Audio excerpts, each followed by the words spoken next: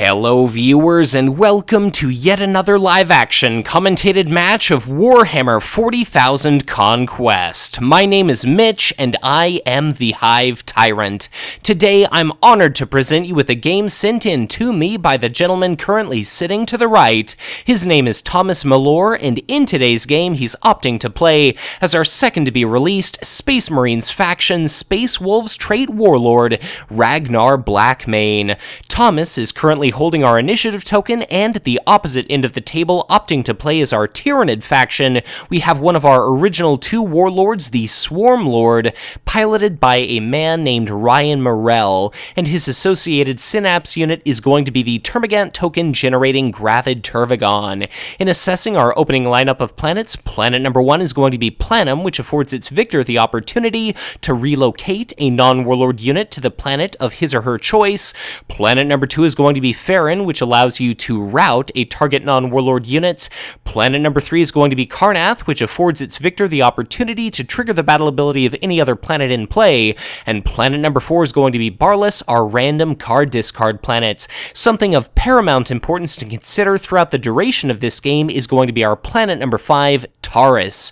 Should you win a battle at that planet, and you happen to have fewer units than does your opponent, you can either generate 3 resources for yourself or draw 3 cards off the top of your deck. And especially considering we've got not only the Swarmlord but also the Gravid Turvagon, it's very likely indeed that our Tyranid player is going to have a vastly superior number of units relative to our fairly paltry Space Marine player. But we've already seen a fair few deploy actions. Planet number 1, Ragnar's got a copy of his signature army unit, Blackmane Sentinel, 2 cost, 1 command icon, 2 attack, 2 hit points. Its reaction is that wherever you end up sending your warlord during the command phase, should you choose to relocate the Blackmane Sentinel to that planet, you have the ability to do so. Planet number 2, we've now got a copy of the Tactical Squad Cardenas. It's equivalently costed at 2, also 1 command icon, but it's a 1/3 unit with area effect 1, which is going to be incredibly handy considering we're likely to see a veritable swarm of 1/1 creature trait Termagant tokens. We've also got a copy of the +1 card bonus 1 command icon 0/1 1 cost Void Pirate at planet number 5 for Ragnar, and of course Ragnar himself, should he show up to the same planet as the enemy warlord, he's going to be able to pick and choose any unit of his choice to deal 2 points of damage. For our Tyranid player, note that we've got a copy of Scything Hormigons deployed to planet number 2. That means it's infested. Our Tyranid player played a copy of the event Predation, which means planet number 3 is now infested. And at planet number 3, we've got a copy of the 0/2 2 command icon, 2 cost Toxic Venomthrope. So if it ends up winning a command struggle at an already infested planet, its controller is going to be given its choice of a +1 card or +1 resource bonus equivalent. But both of our players are deciding where exactly they want to send their warlords. Looks like Swarmlord is going to show up at planet number 3. Ragnar instead is going to be showing up at planet number 1. So Ragnar doesn't have any enemy warlord present to trigger his reaction. Even though we saw another copy of Blackmane Sentinel played at planet number 2, it seems very silly indeed to relocate that to planet number 1. Ragnar is going to be able to win the battle at planet number 1 entirely uncontested. I can only imagine, therefore, he's going to relocate that Blackmane Sentinel to an additional planet. Gravid Turvagon showing up at an infested planet, namely planet number 2, is not only going to contribute its 1 command icon to winning the struggle at that planet, but because we've got a copy of the signature army unit Brood Warriors at that planet itself, it's a 2/2 for 2 with command icon, and each of the 3 Termagant tokens generated at that planet also are going to gain 1 command icon. So that's going to be an incredible 4, 5, 6 command icons relative to 2 for our Tyranid player over our Space Marine and planet number 2. But planet number 1 is going to be a card and a resource to the right for Ragnar. He's going to end up winning that battle entirely uncontested, so let's see which of his units shows up where. Planet number 2 is going to be 2 resources for our Tyranid player. Planet number 3 is going to be a card and a resource for our Tyranid player, plus his choice of a card or resource thanks to the Toxic Venomthrope. Planet number 4 is going to be absolutely nothing, but note the Swarmlord generated a Termagant token at planets 4 and 2. Since he does that at each adjacent planet, you're definitely incentivized to avoid planets like 1 and 5, even though that Void Pirate sitting at Taurus is normally a pretty appealing, choice to send your warlord and kill off a unit. And of course, at planet number 5, last but not least, we're going to see a total of 1 resource and 2 cards for our Space Marine faction player. Looks as though Swarmlord is going to end up winning a battle at Barlas entirely uncontested. Once again, Planum resulted in a Blackmane Sentinel being relocated to Farron. We're not going to be seeing a battle at that planet quite yet, not until it becomes the first planet in any case, but Swarmlord winning at Karnath means he's got the option of triggering Barlas's battle ability, and that's going to be a random card discard from our Space Marine faction player's hand, and that ended up being a copy of the Fenrisian Wolf. I believe that's a 2-cost attachment with a shield. Relatively unusual attachment, something you definitely don't see every day. It's reasonable if you can relocate a unit thanks to Planum, but its ability is at the very onset of a battle, so even prior to the ranged skirmish round, you can exhaust its attached army unit in order to deal damage equal to its current, including all modifiers, attack value to a target enemy army unit alone at that planet. But I don't think you can target synapse units, warlords, or tokens, so definitely the Fenrisian Wolf is something of dubious value. And if that unit ever gets swept into your HQ, then it's going to be even less worthwhile if it's showing up to combat exhausted and you're not able to exhaust it at the onset of battle. But we've seen our HQ phase come and go without any combat having thus far taken place. Our new planet number 5 is going to be Aatrox Prime, something very unfriendly indeed to our Tyranid player. Note, we've got that Tactical Squad Cardenas set up at planet number 1 to use area effect to kill off all of those Termagant tokens, and if our Tyranid player somehow kills off that Tactical Squad Cardenas, all those Termagant tokens are going to show up in his HQ, and if Ragnar were to win a battle at Aatrox Prime, he'd be able to blast our Tyranid player's HQ, and that'd be 1 point of damage to each and every unit currently sitting in the HQ there, which could be all those tokens, the Brood Warriors, and that Scything Hormagaunts.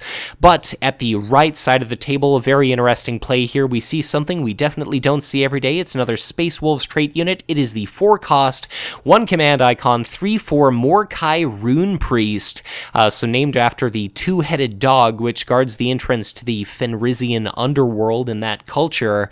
Whenever a non-Space Wolves trait unit retreats from its planet, it is dealt 1 point of shieldable damage. Looks like we end up seeing another copy of the Fenrisian Wolf, currently affixed to that 3/4 Morkai Rune Priest, and even though our Tyranid player has the initiative token, even if a Warlord does not show up at that planet, that's nevertheless going to afford the opportunity for the Morkai Rune Priest to deal damage first, potentially doing something like killing off that Brood Warriors prior to the Tyranid player's opportunity to attack. On our Tyranid side of the table, we've got a copy of the 0-cost limited 1/1 command icon unit, Ripper Swarm, played out to planet number 5, and it looks as though we've got a little bit of an illegal play, unfortunately, on the left side of the table.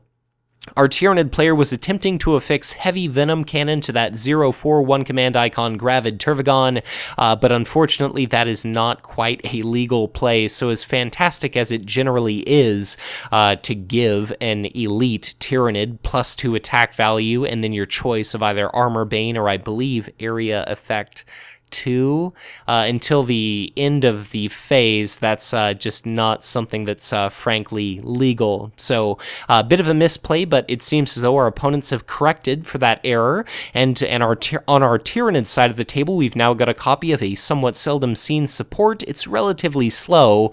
It costs 2, plus the card it's printed on. It's going to be a copy of Synaptic Link, and that is going to be whenever you end up committing your Synapse unit to a planet, you draw 1 card, so it's of dubious value just because it's a little bit slow before you're finally able to benefit from that unit. You put it onto the table, then the first time you use it, you recoup the card you invested in playing it, then second round you draw another card, but you've already had to invest 2 resources, so maybe at that point you've broken even, and then each and every subsequent Synapse unit committance, you're able to generally derive pure profit from that card.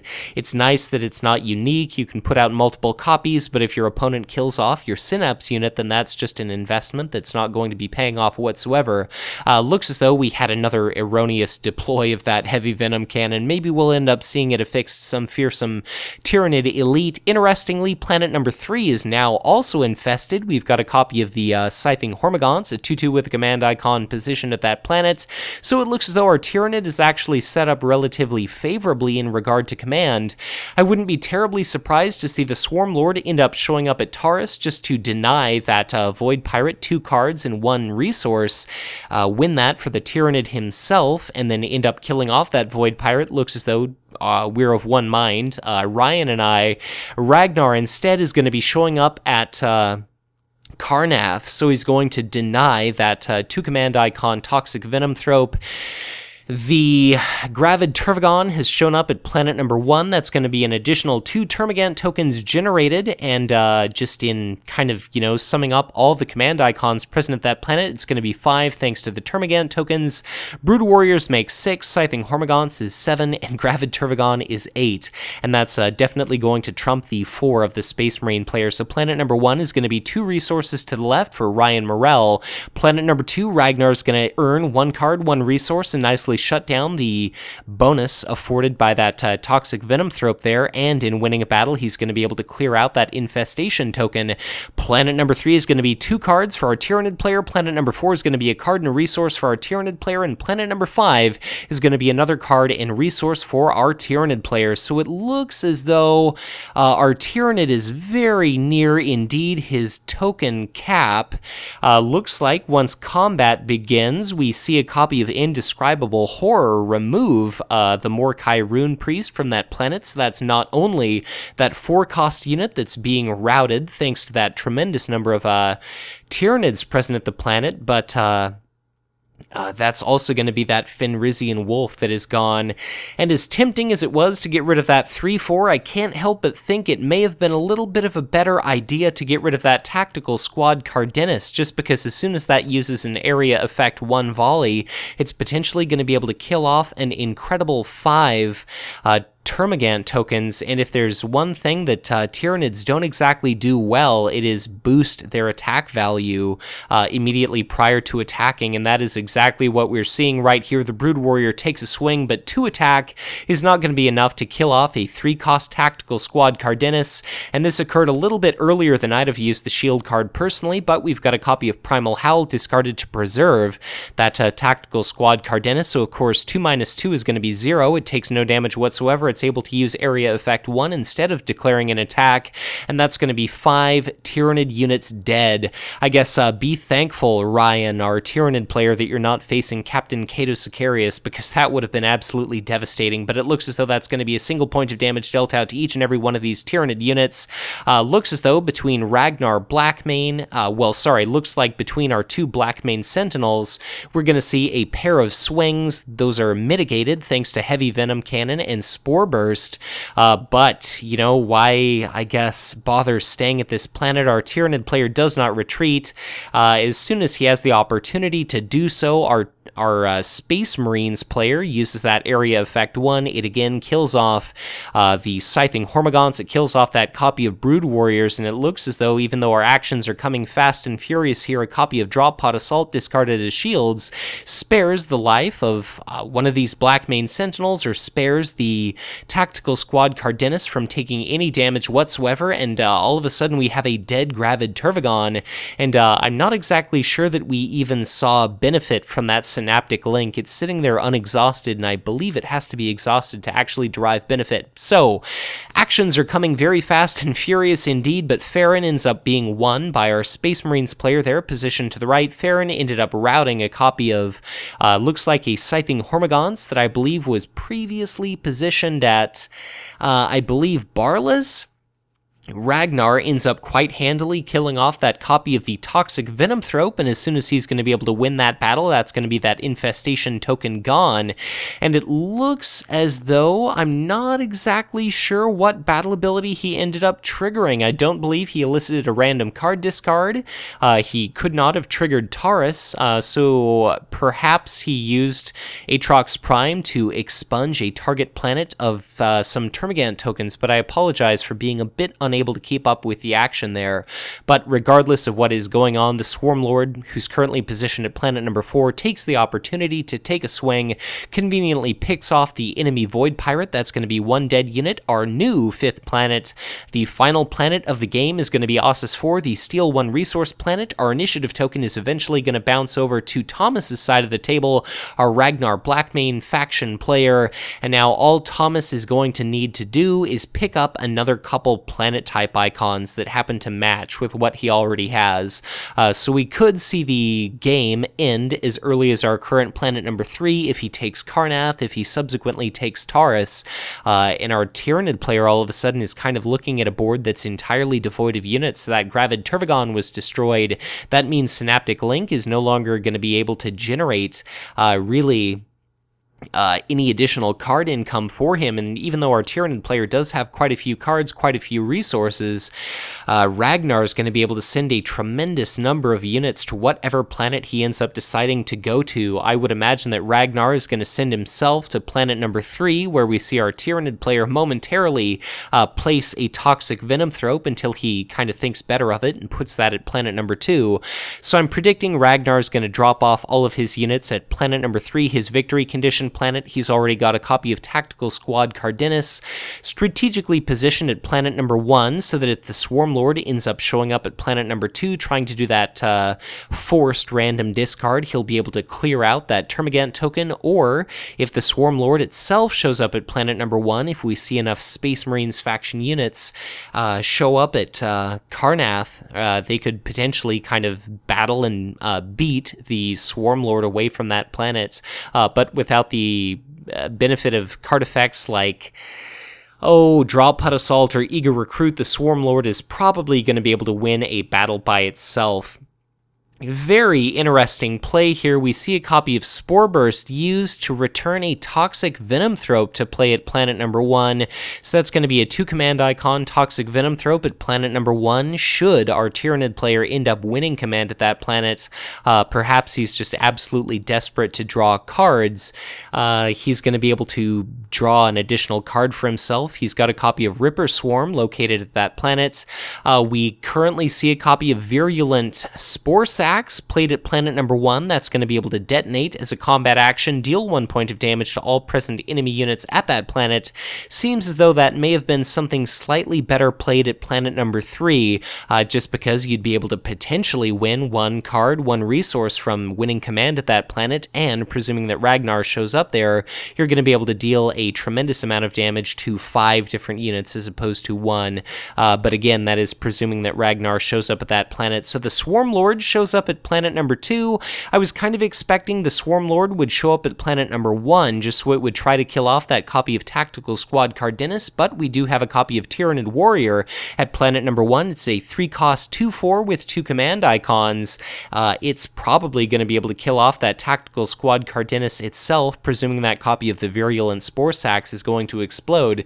But very interestingly, actually, we see Ragnar show up to planet number 2, so color me a little bit surprised. I guess our Space Marine faction player just definitely wanted to draw some cards for himself and then just kind of win through being able to kind of lock down that card bonus, and then instead draw enough cards, earn enough resources to win through planet number 3 by just playing a bunch of Space Marine faction units of that planet. So, you know, definitely different ways of approaching the game, and by no means do I consider myself to be a masterful player, but regardless, planet number 1 is going to be a card and a resource to the left for our Tyranid player. Note that the initiative token is going to be in the possession of our Space Marine, so Tactical Squad Cardenas is going to be able to use its Area Effect 1 prior to really anything that the Tyranid player is going to be able to do apart from detonating that Virulent Spore Sacs. Planet number 2, both Warlords have shown up. The Swarmlord did have that Toxic Venomthrope ready, so it's going to win 2 cards. It's also at an infested planet, so it's going to be able to generate its choice of 1 card or 1 resource.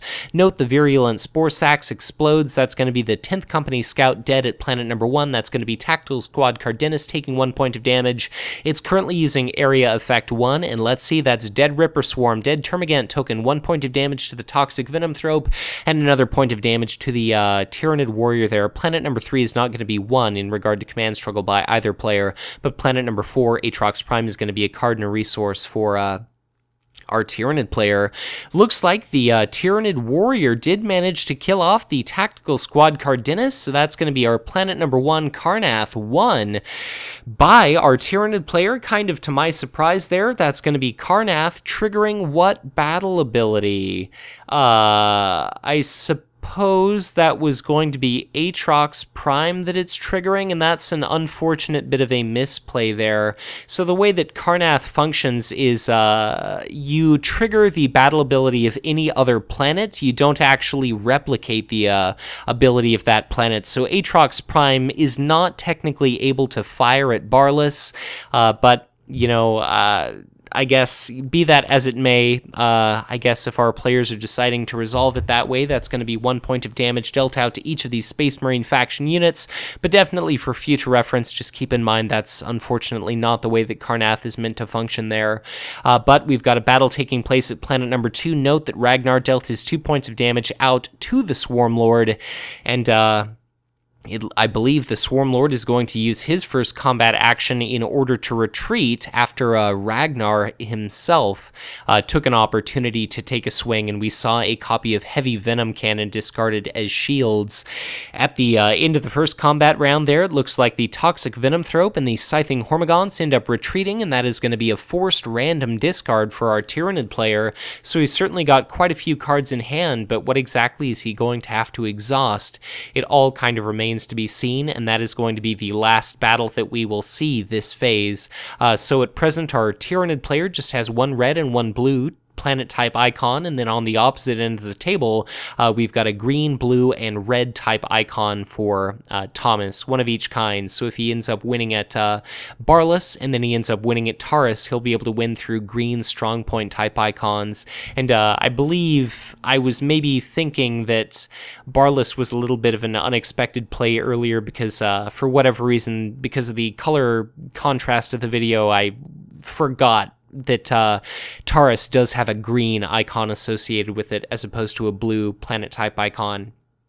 In any case, that was a copy of Indescribable Horror discarded for our Tyranid player. Definitely something he doesn't want to see discarded because that's one of his, you know, signature events. It's incredibly powerful. You are able to rout any target enemy non-warlord unit. It doesn't matter if it's unique, so long as you have an equivalent number of present Tyranid units that equate to the total cost of that unit. So if you wanted to rout that Mordecai Rune Priest that has that Fenrisian Wolf attached to it, so long as you've got 4 or more Tyranid units, you're able to get rid of it. But we saw 1 Indescribable Horror discarded, 1 played as a conventional event, and that means that, you know, for better or worse, that's 1 fewer thing that our Tyranid player is going to be able to do to try to overcome our Space Wolves.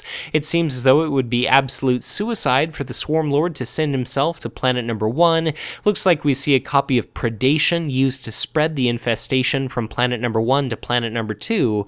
Our Tyranid player did use Spore Burst to capitalize upon that infestation, but apart from that, we've not seen Digestion Pool. Oh, that about sucks. So, our victory planet for the Space Marine player is planet number 2, which is Taurus, and we see a copy of Space Wolves Predator played out to that planet. So that is a 7-cost unit. It's a 5/5 with at least a couple command icons, and its deploy action is for the remainder of that round. The enemy warlord cannot be commit to that planet unless it is the only other planet in play. So that means the Swarmlord is going to have to kind of bite the bullet and go to planet number 1, or otherwise planet 3 or 4.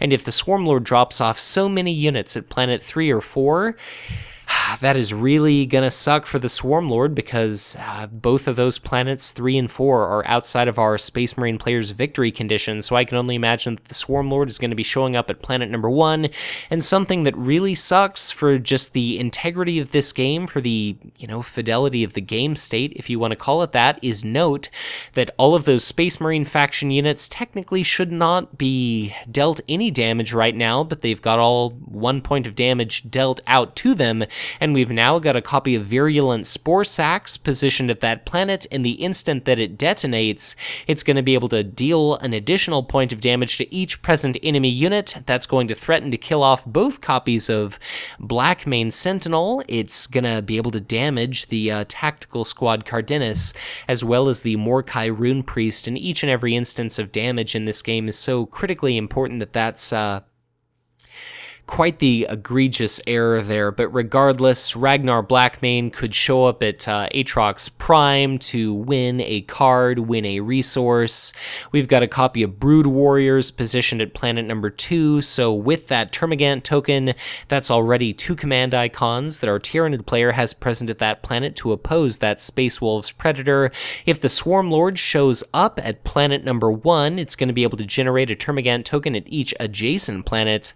Therefore, at the very least, I can't quite recall if the Space Wolves Predator has 2 or 3 command icons, but either our Tyranid player will be able to win a card or resource at planet number 2, or he'll otherwise surpass his opponent, and it's a little bit difficult to tell in the color saturation of this video, but I believe the Space Wolves Predator has 3 printed command icons.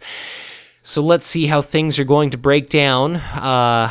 That is a lot of opposition that our Tyranid player is going to be facing down. Hopefully, for the sake of this game, our Space Marine has quite a few shield cards in hand, but it looks like Ragnar decided to show up to planet 3. Curiously, the Swarmlord is also showing up to planet number 3, so a very interesting play, but Ragnar is going to be able to win at planet number 1. During the following round, I can only imagine that he'll be able to win at planet number 2, thanks to just that, landslide of units that are going to be moving from planet number 1 to planet number 2 during the command phase of the following round. But regardless, planet number 1 is going to be a couple of cards to the right for Ragnar. Planet number 2, I believe both of our players are going to break even. Planet number 3, thanks to the presence of that Ripper Swarm, that's going to be a card and a resource won by the Swarmlord, and it looks as though the Swarmlord is sitting at only 1 hit point remaining thanks to Ragnar Blackmane's reaction there, so it's either going to have to shield for 2, and our Tyranid player is certainly used a hell of a lot of 2 shield value cards, or otherwise it's going to face potentially being bloodied by a Ragnar Blackmane swing, because even just a single 1 shield value card isn't going to be able to cut it, and even if the Swarmlord did have 2 hit points remaining, a crushing blow could still result in a bloodying there. But it looks as though Ragnar Blackmane is going to use a Primal Howl to draw 3 additional cards, and our Virulent Spore Sac is going to be destroyed. Note, we've got a copy of Rogue Trader positioned at planet number 4, so that's going to be a total of 3 resources for our Space Marine player. And again, I apologize for the erroneous game state in this video, but when the Spore Sac explodes, that's going to be both copies of the Blackmane Sentinel destroyed. I believe in hindsight, it would have been relatively wise for Ragnar to relocate those units away from planet number 1 to planet number 3. That way, he'd have been able to win command at that planet, plus he'd have been able to save those units that shouldn't have technically been damaged in the first place from being destroyed by those Spore Sacs, and he'd have still won command regardless, because he'd have had 2 command icons present, and then he'd have been able to beat up on those Tyranid units, and then he'd have been able to kind of retreat at the end of the round and potentially have his units killed, or stay and fight, or any number of different things, but certainly he could have gotten more use out of them than just having them unfortunately die. But Tactical Squad Cardenas does not take any damage thanks to the discard of that promotion. The Morkai Rune Priest does take 1 point of damage. There's not going to be any battle taking place at Taurus, but there's a nice 5/5 set up at that planet for the following round, and planet number 1 there is going to be won by our Space Marine faction player, and I believe the planet that he ended up winning was Barless, so that must have been a random card discard which I missed being discarded by our Tyranid player. So Ragnar, it's his opportunity to attack after the Swarmlord uses his combat action to retreat. Looks as though we've got some stacked damage tokens, but that should still be 5 points of damage dealt out to the Swarmlord. Ragnar, I believe, killed off something thanks to his attack. I believe it was maybe an enemy copy of Brood Warriors, but I apologize for kind of missing some of the action here. Errors always happen to interfere with my concentration ever so slightly. We come to the end of a combat round, and it looks as though Ragnar has decided to stay at that planet.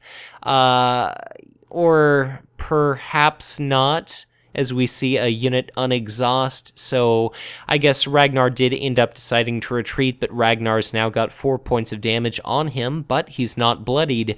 So presuming that Taurus is going to be the final round of the game here, Aatrox Prime, note, fires. That's going to be 1 point of damage to all units in Ragnar's HQ, so Ragnar himself is currently sitting at 2 hit points. The Mordecai Rune Priest has 1 hit point remaining. It should only have 2, or it should have 2, and the Tactical Squad Cardenas is now just sitting at 1 hit point. But we've got another HQ phase in the process of going on. That's going to be 4 resources and 2 cards for each of our players. Let's hope for our Tyranid and our Space Marine that they both ended up drawing something good. That Space Marine, well, the Space Wolf's Predator is going to be an incredibly difficult obstacle for our Tyranid player to try to surmount, just because as a 5/5, there's nothing that our Tyranid player has put into play thus far that can really do much to challenge that unit. If he does have some kind of big formidable elite, like a Shrieking Harpy to put at that planet, that could exhaust all non-elite enemy units, but that's not going to include the Space Wolf's Predator, and that, thanks to Crushing Blow, could quite easily kill an enemy copy of the Shrieking Harpy, so we'll kind of have to see how things break down there. A couple unconventional plays for our Space Marine. We've got a copy of the White Scars Biker, certainly something not too out of the usual. Whenever a Warlord is present, that's a 3-cost, 4 attack value unit with 3 hit points with a command icon. I can only imagine that Ragnar himself is going to be showing up at Planet 1. The Swarmlord's going to be able to show up at Planet number 1. But all the Swarmlord's going to be able to do is stomach 1 attack, and it's not even going to be able to generate a Termagant token at that planet. We've got a copy of Bloodclaw Pack at Planet number 1 for our Space Marine, and that may actually deter the enemy Warlord from sending himself to that planet just because he doesn't have the initiative as is. And the Bloodclaw Pack, it's a 2/2 with command icon for 3, but whenever the enemy Warlord is commit to a planet, you exhaust it and you put a Space Wolves trait unit from your hand into play at that planet, which could be another copy of Space Wolves Predator for all that our Tyranid player knows. So I think as opposed to sending a 2/1 Warlord unit to that planet and still not having initiative, I think you might as well just send the Swarmlord to say, God, I don't know, I guess you could do planet number 3 just to shut down your opponent winning 3 resources, or you could choose planet number 2 and generate a Termagant token at planet number 1, but it's kind of a, Sophie's choice, I guess. You kind of lose out in either case. The Swarmlord does opt to go to planet number 2. It generates that Termagant token at planet number 1. Our Tyranid player did use the last of his resources wisely. He's got a pair of Volatile Pyrovores at that planet, and looks as though we've got a copy of Blackmane's Hunt being played, which is very interesting. So Ragnar Blackmane actually relocates himself to planet number 2, so he ends up using his reaction to bloody the Swarmlord, and therefore he's going to be able to win command at not just planet number 1, but also planet number 2. So planet number 1 is going to be a card and a resource to the right for Ragnar. The same thing can be, well, actually, I guess we've got 3, 4, 5, 6 command icons for our Tyranid relative to 3, 4, 5, 6. I think planet number 1, our players are actually both going to break even, but because the Swarmlord was bloodied at planet number 2, Ragnar's going to win a card and a resource at that planet, and then Ragnar's going to end up winning 3 resources at planet number 3, but we're going to see battle at planet number 1. Possibly at planet number 2, only if our Tyranid player manages to successfully defend at that planet. Our Tyranid is going to want to kill off that copy of Tactical Squad Cardenas relatively early. Our Space Marine player has the initiative token. He's going to be able to attack for 5 with the Space Wolves Predator. Looks as though he ends up killing off a copy of the Volatile Pyrovore, a very powerful unit, 3 cost, 3 attack, 3 hit points, 1 command icon. Whenever it's destroyed by an attack, it's going to end up taking 3 points of damage. Looks like the Space Wolves Predator did take take that damaging interrupt thanks to killing off the Volatile Pyrovore. Then the Pyrovore took a swing, killed off the Space Wolf's Predator. Now the White Scars Biker is going to take a swing of 4 at the Volatile Pyrovore, so that's going to be 2 points of damage dealt to it thanks to the timely discard of a Heavy Venom Cannon, and now it's going to be up to something like the Earthcast Technician, a relatively, unimportant unit, to deal that killing blow and die, as a result of the Volatile Pyrovore's reaction. We see a copy of the Fenrisian Wolf discarded as a shield to preserve the life of the Bloodclaw pack, and then the Bloodclaw pack, oddly enough, takes a swing to kill off the Volatile Pyrovore, and that is going to be a dead Volatile Pyrovore and a dead a dead Bloodclaw pack. So both of those units kind of killed one another. So the Earthcast Technician ended up being killed off by looks like a Termagant token. Now we see a Drop Pod Assault put into play a copy of the Bloodclaw pack, and this was something that our players warned me about, but unfortunately this video is cut ever so slightly short, so I can only imagine that the remainder of this battle as it played out, thanks to that copy of the Mordkai Rune Priest that still had hit points remaining, the Bloodclaw pack could have taken the opportunity to kill off one of those still ready Termagant tokens, and even without being able to see the current remaining game state, there was definitely a sufficient bulk of Space Marine faction units in order to do the killing at that planet. We still had that White Scars Biker that granted was actually only attacking for 2, thanks to the non-presence of any Warlord at that planet, so I suppose in hindsight, that Heavy Venom Cannon that ended up shaving a couple points of damage off of that Volatile Pyrovore, if that is indeed what happened, need not have been used at all, and, we still had that Tactical Squad Cardenas that could have dealt out a little bit of damage, so the Mordkai Rune Priest could have dealt out a little bit of damage.